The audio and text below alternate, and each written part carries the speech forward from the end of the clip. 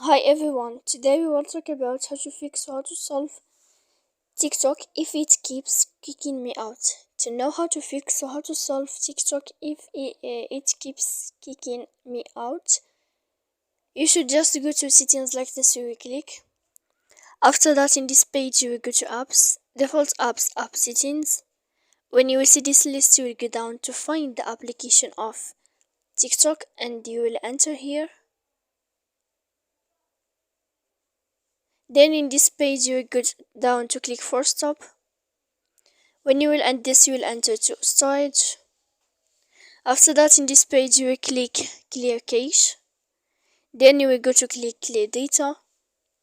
When you will end all this, you can update your application. So please don't forget to support us by like and subscribe. See you next time in another video and thank you for watching.